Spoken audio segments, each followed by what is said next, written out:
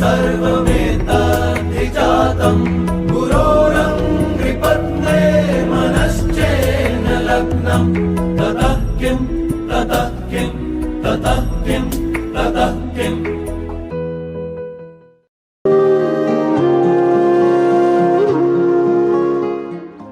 जीवन में कोई भी शुभ काम करो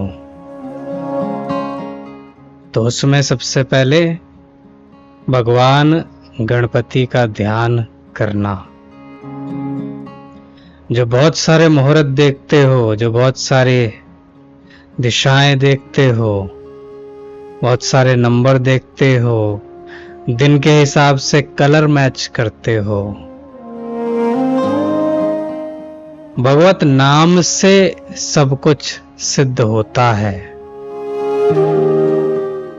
इस संसार की चीजों से तो माया सिद्ध होती है, और जब एक साधक भीतर प्रवेश करता है तो मां महामाया सिद्ध होती है।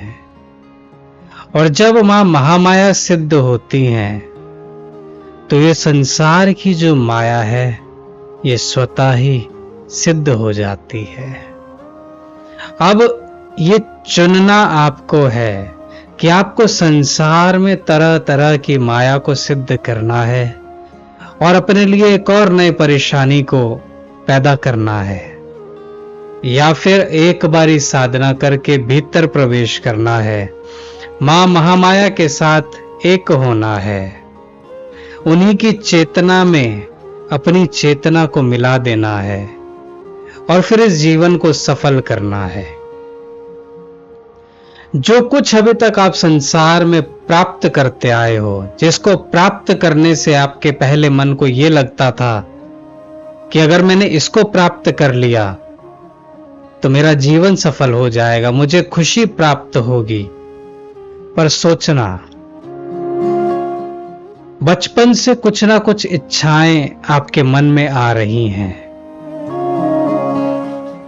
कुछ ना कुछ तो आपको आपके प्रारब्ध के अनुसार, आपके कर्मों के अनुसार प्राप्त हुआ ही होगा। अगर 100 चीजें मांगी होंगी तो एक चीज तो प्राप्त हुई ही होगी।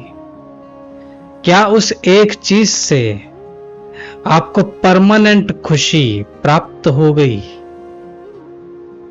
क्या वो जो 10 चीजें आपको प्राप्त हुई थी उनसे आपको खुशी प्राप्त हो गई, या एक और नई कामना को जन्म दे दिया? जो बचपन में सोचा था कि मुझे ये प्राप्त हो जाए, जो जवानी में सोचा था मुझे ये प्राप्त हो जाए, वो प्राप्त हुआ, पर क्या वो जो सच्ची खुशी है, सत चित्त आनंद की जो अवस्था है, क्या वो प्राप्त हुई? वो प्राप्त नहीं हुई। उसके बदले में तो वो सिर्फ 5 मिनट की खुशी थी, 5 दिन की खुशी थी, या ज्यादा से ज्यादा 1 महीने की खुशी होगी। उसी के बीच में कामनाओं ने और जन्म लिया कि अब ये जो प्राप्त हो गया है इसकी कोई वैल्यू नहीं है। जो घर आपको प्राप्त है, जो शरीर आपको प्राप्त है, जो परिवार आपको प्राप्त है, जो वस्तुएं आपको प्राप्त हैं, उसकी वैल्यू मन कब करता है? उसका धन्यवाद मन कब करता है? सिर्फ वो 5 मिनट, सिर्फ वो 5 दिन करता है। जैसे ही उसको वस्तु प्राप्त होती है उसके बाद वो भूल जाता है, उसके बाद उसका ध्यान जाता है जो जो उसको प्राप्त नहीं हुआ उसी की ओर फिर से ध्यान जाता है, फिर वही व्याकुलता, फिर वही नई कामनाएं। तो सोच करके देखो कि ये माया जो है ये ऐसा ही प्रपंच है। चाहे तुम 80 साल के हो जाओ, चाहे तुम 125 साल के हो जाओ, चुनना तुम्हें है कि कामनाओं की सिद्धि करनी है, कामनाओं को प्राप्त करना है और फिर एक और नई कामना को जन्म देना है, या फिर भीतर प्रवेश करना है और भीतर प्रवेश करके सभी कामनाओं को समाप्त करना है। क्योंकि जब तुम भीतर प्रवेश करते हो तो ही तुम जान पाते हो कि जो कामना कर रहा है वो भी तुम हो, जो कामना है वो भी तुम हो, और जो कामना करके कामना को प्राप्त करता है वो भी तुम हो, जो खुशी तुम ढूंढ रहे हो बाहर वो भी तुम हो। ये जो माया का संसार है वो भी तुम हो। तुम्हारे सिवा इस पूरे जगत में कुछ और है ही नहीं। जब तुम सोचना शुरू करते हो तो तुम मन को कार्य पर लगाते हो। मन धीरे धीरे उस व्याकुलता को बाहर एक एनवायरनमेंट क्रिएट करता है और फिर वो प्रयास करता है। वो प्रयास तुम नहीं कर रहे, वो प्रयास तुम्हारा मन कर रहा है। वो कोशिश करता है उसको प्राप्त कर लूं। कभी कभार प्राप्त हो जाता है, कभी कभार वो छूट जाता है। प्राप्त होते के साथ ही ये चीज ध्यान रखना, मन का नियम है। जैसे अग्नि का नियम है ताप, जल का नियम है शीतलता और चलते रहना, पृथ्वी का नियम है स्थिरता, वैसे मन का नियम है चंचलता। एक चीज प्राप्त हुई, वो ठहरेगा नहीं उस पे, वो चलायमान है, वो चलता रहेगा। ये सोच आती रहेगी और मनुष्य उस सोच में और गहरा उतरता जाएगा। तो ये संसार ऐसे ही चलता आया है और ये संसार ऐसे ही चलता रहेगा। पीढ़ी दर पीढ़ी कामनाएं कभी समाप्त नहीं होती। एक पीढ़ी से कामना दूसरी पीढ़ी पे जाती है। यहां तक देखा गया है कि माता पिता अपनी कामनाएं अपने बच्चों पर भी थोप देते हैं। जिस उम्र में माता पिता को वैराग्य प्राप्त कर लेना चाहिए था, उस उम्र में वो अपनी कामनाओं का बोझ अपनी अगली पीढ़ी पर भी सौंप देते हैं। तो ये पीढ़ी दर पीढ़ी चलता है, लीनेज चलती है। पहले के समय में हम ज्ञान की लीनेज देते थे, हम आत्मबल की लीनेज देते थे, लेकिन आज के समय में हम कर्ज की लीनेज दे रहे हैं, हम असफलताओं की लीनेज दे रहे हैं, हम अधूरी कामनाओं की लीनेज दे रहे हैं। पहली पीढ़ी भी ईएमआई पे चल रही थी, उसके बाद जो दूसरी पीढ़ी है वो भी ईएमआई पे चलेगी, तीसरी पीढ़ी भी ईएमआई पे चलेगी। लेकिन वहीं भगवत कृपा से, आपके शुभ कर्मों की कृपा से आपके घर में एक श्री सूक्त का साधक पैदा होगा। जो ये श्री सूक्त की आप साधना कर रहे हो, इसके फल स्वरूप जब इसकी सिद्धि होगी तब इसके फल स्वरूप आपके कर्मों का नाश होगा और आपके घर में भी एक श्री सूक्त का साधक जन्म लेगा और वही श्री सूक्त का साधक आपके जीवन में से अधूरी कामनाओं को समाप्त कर देगा, समूल नष्ट कर देगा।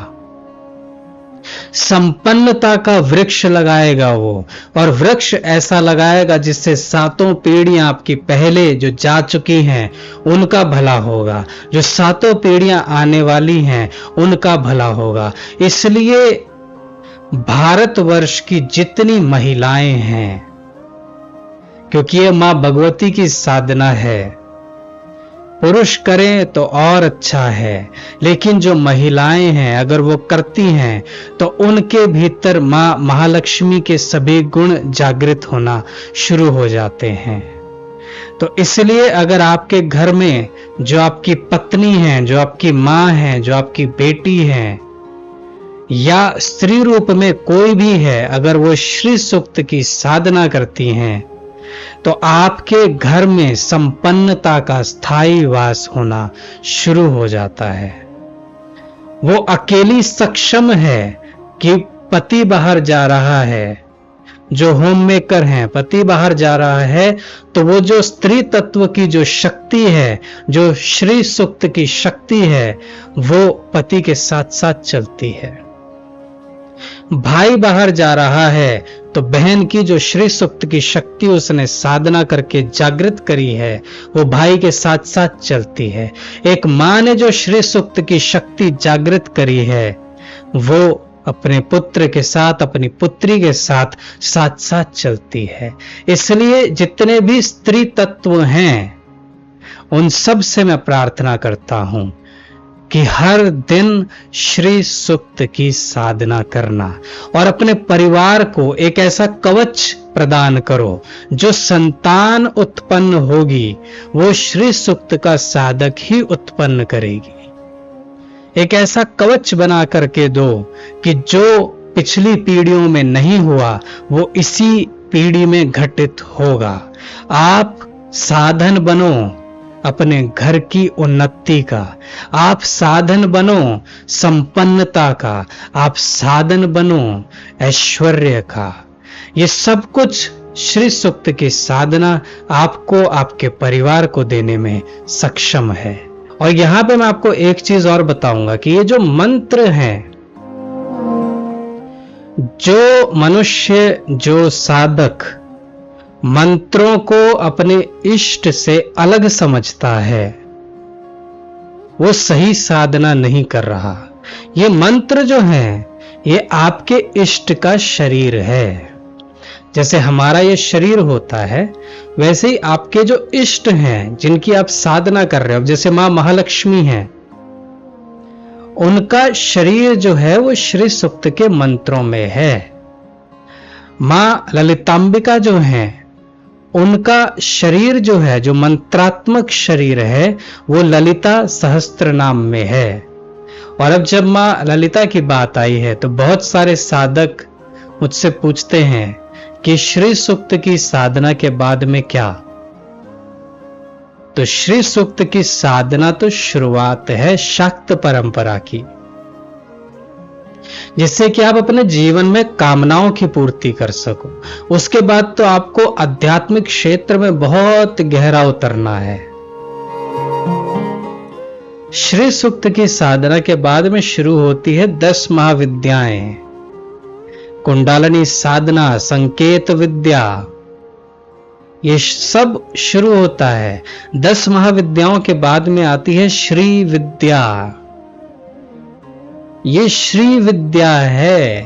कादी विद्या, हादी विद्या, सादी विद्या, इन सब का समावेश श्री विद्या साधना में होता है। इस त्रिभुवन की कितनी भी साधनाएं कर लो, हजारों वर्षों तक साधनाएं कर लो, उनका फल जो है वो एक बार की श्री विद्या साधना करने से प्राप्त होता है।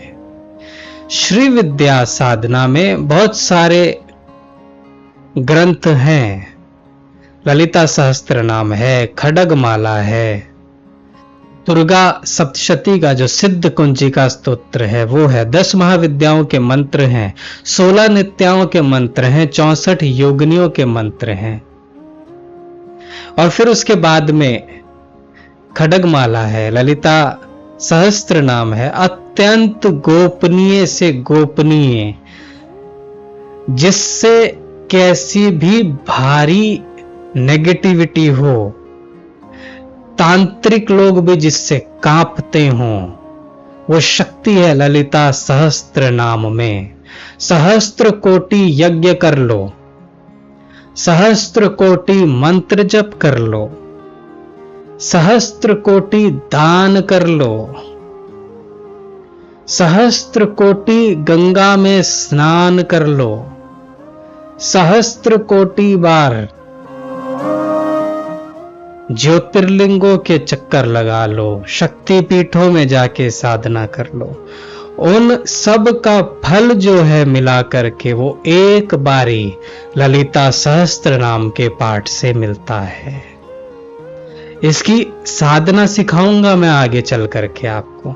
और 1000 कोटि सहस्त्र कोटि बार ललिता सहस्त्र नाम की साधना कर लो, उसका जो फल मिलता है वो एक बारी ललिता त्रिशती के जप से मिलता है।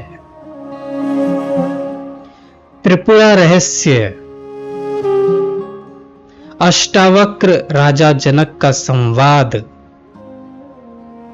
सौंदर्य लहरी,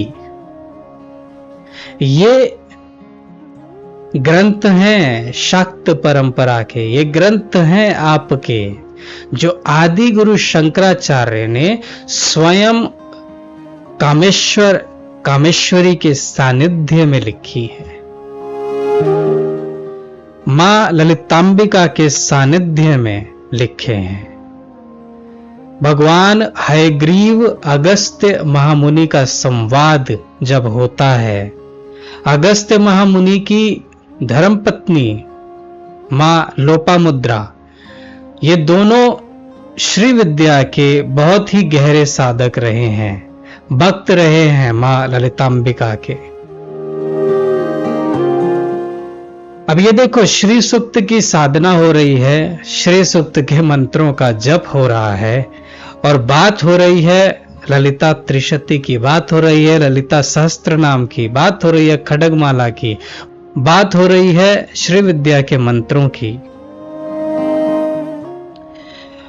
तो शास्त्रों में कथा आती है कि अगस्त्य महामुनि को मां ललितांबिका का हर एक ग्रंथ का ज्ञान था, क्योंकि वो भक्त थे। मां लोपामुद्रा, उनको संपूर्ण ज्ञान था श्री विद्या का, पर फिर भी मन में खालीपन था कि जो साधना हमने सीखी है वो शायद पूर्ण नहीं है। तो वो जाते हैं भगवान हयग्रीव के पास में। भगवान हयग्रीव को जो गुण साधनाएं हैं उन सब का समस्त ज्ञान है, तो जो गहरी से गहरी साधनाओं का ज्ञान है वो भगवान हयग्रीव से प्राप्त होता है। तो अगस्त्य महामुनि बोलते हैं कि भगवान हयग्रीव, मुझे ऐसा लगता है कि जो मेरी श्री विद्या है उसमें अभी भी कुछ ना कुछ शेष बचा हुआ है।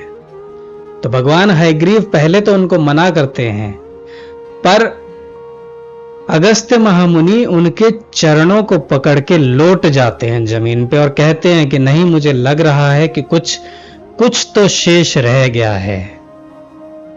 तो ये सुनकर के भगवान हयग्रीव मां ललिता से प्रार्थना करते हैं कि जो ललिता त्रिशती आपने मुझे उपदेश में दी थी, वो अगर आपकी कृपा हो तो मैं अगस्त्य महामुनि को दे दूं।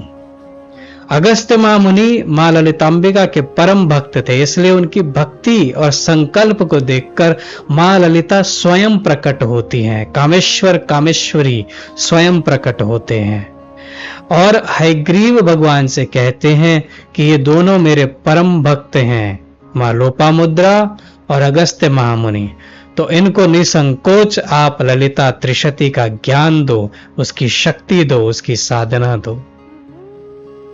और भगवान हयग्रीव भी अगस्त्य महामुनि का धन्यवाद करते हैं, कहते हैं कि आज तुम्हारी भक्ति के कारण मां ललिता का मुझे दर्शन प्राप्त हुआ। तो इसको सर्व सिद्धि पूरक मंत्र भी कहा जाता है। तो ये जो श्री विद्या के जो मंत्र हैं उसका एक्सपेंशन ललिता त्रिशती में होता है। त्रिशती यानी 300, तो 300 मंत्र हैं और एक एक अक्षर जो है, जो एक एक नाम है, वो अपने आप में तंत्र है। तो अगर कोई तंत्र, कोई नेगेटिविटी, वैसे तो श्री सूक्त के साधक के पास में नहीं आती, लेकिन किसी को प्रयोग करना हो ललिता त्रिशती की शक्ति को, तो कैसी भी भारी नेगेटिविटी हो, ललिता त्रिशती का पाठ करो, आपको इतना शक्ति, इतना तेज आपको अनुभव होगा, एक अग्नि जैसे शरीर से निकल रही हो, वो एक साधक को अनुभव होती है। कहा जाता है जब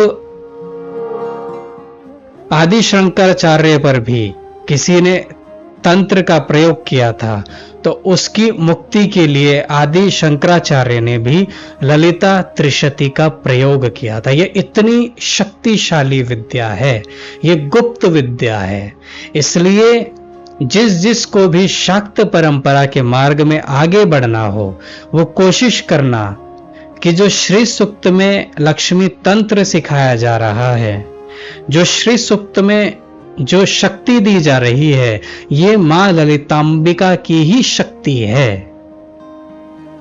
जब मैं संकल्प शक्तिपात से आपको लेवल 1 में दीक्षित करता हूं और जो शक्ति आपके हाथों से प्रवाहित होती है, ये मां ललितांबिका की शक्ति है, ये मां महालक्ष्मी की शक्ति है, ये मां कमलात्मिका की शक्ति है, ये मां बगलामुखी की शक्ति है, ये मां धूमावती की शक्ति है, ये मां तारा की शक्ति है, और ये मां 10 महाविद्याओं की शक्ति है।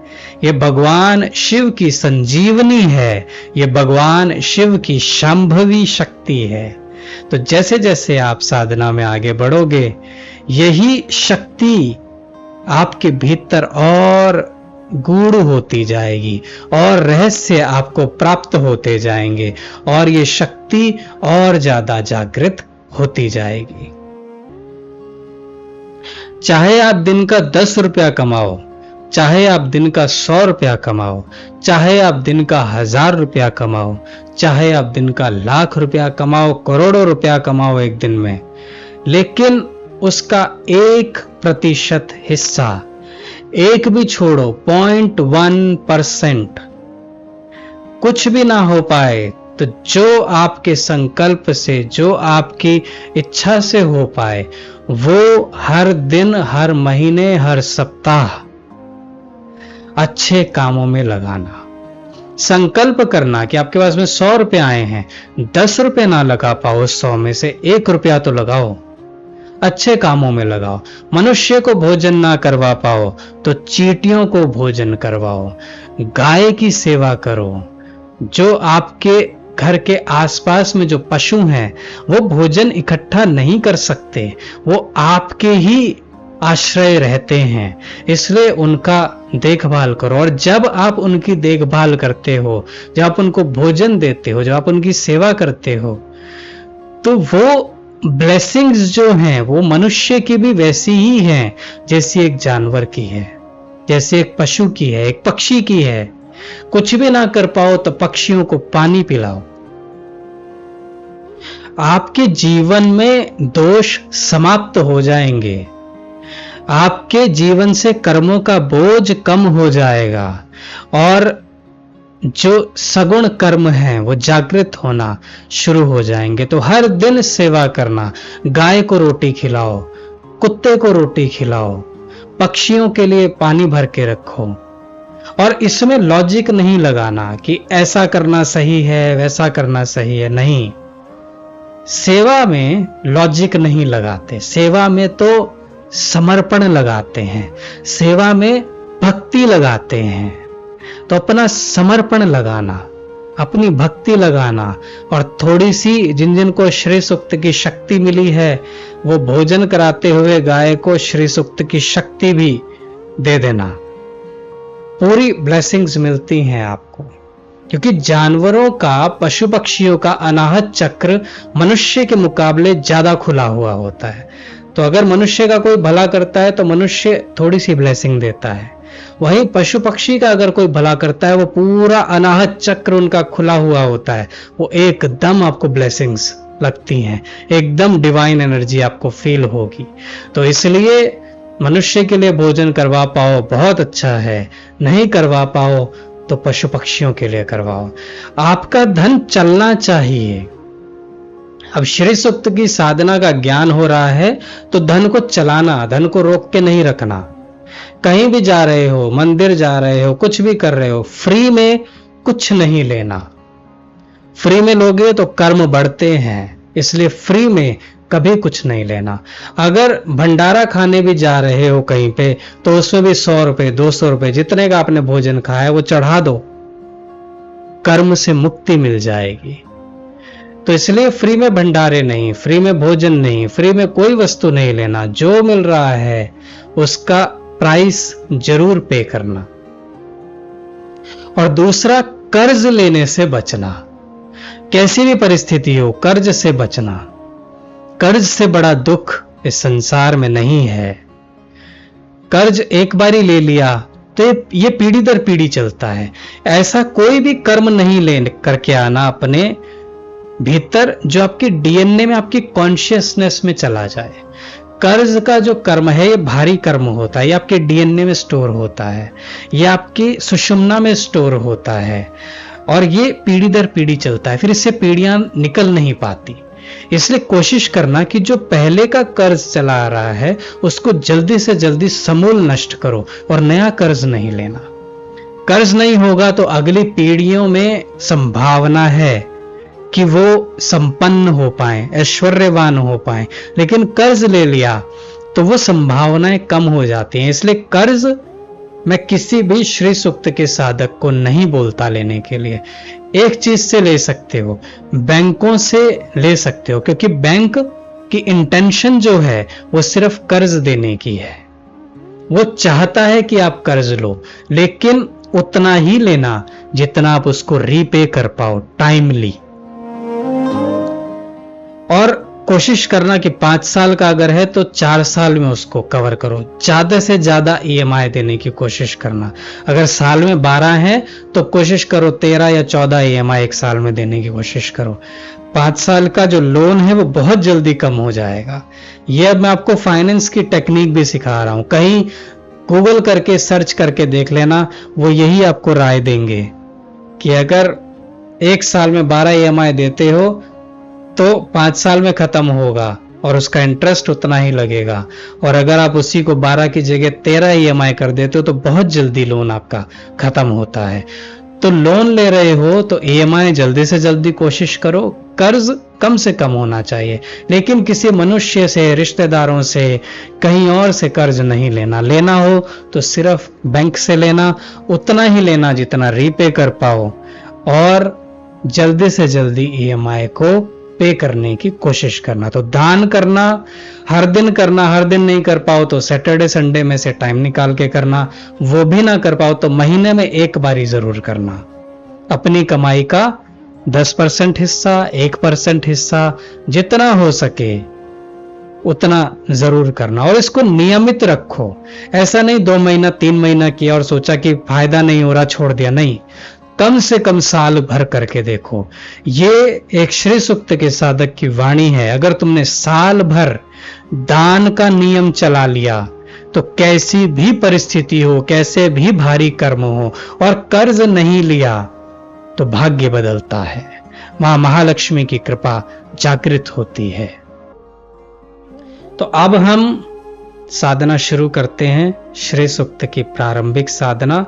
इसमें जो प्रारंभिक साधक हैं वो श्रीम मंत्र का जप करेंगे और जो लेवल 1 के साधक हैं वो लेवल 1 का जप करेंगे। लेवल 2 के जो साधक हैं वो लेवल 2 के मंत्र का जप करेंगे।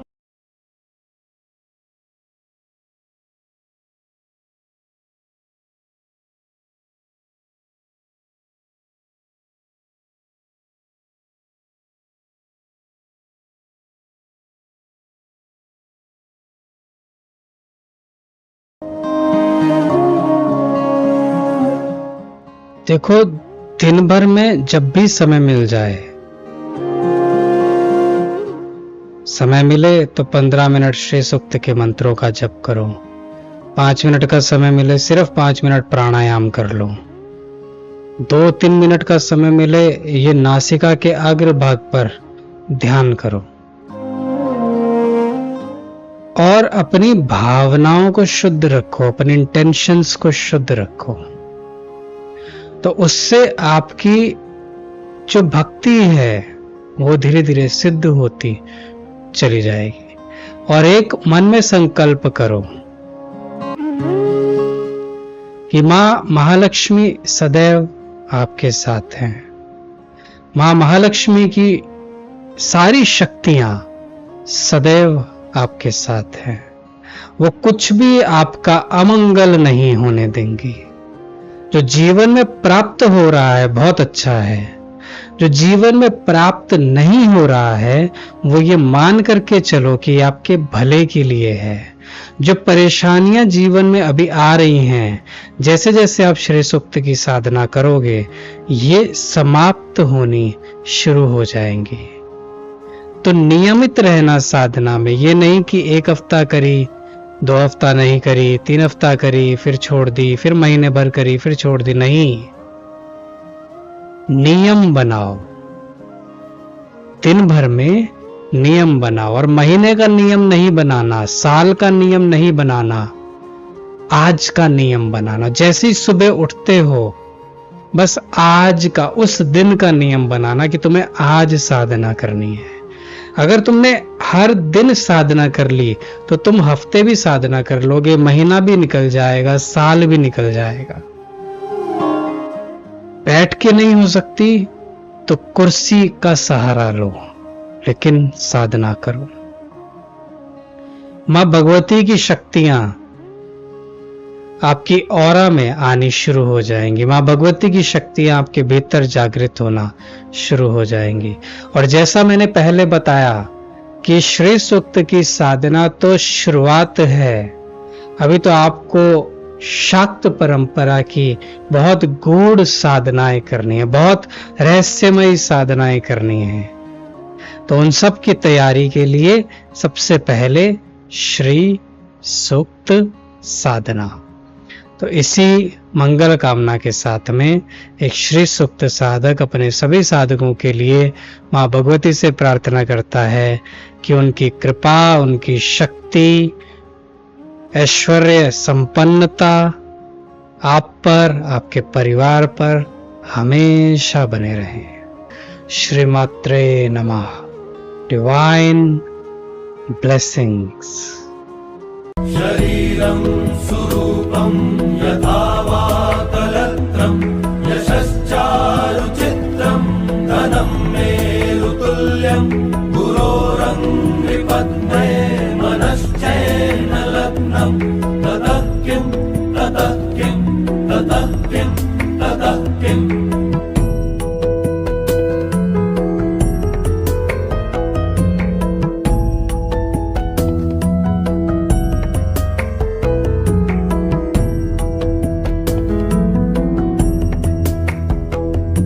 कलत्रं धनं पुत्रपौत्रादि सर्वं गृहं बान्धवाः सर्वमेतद्विजातं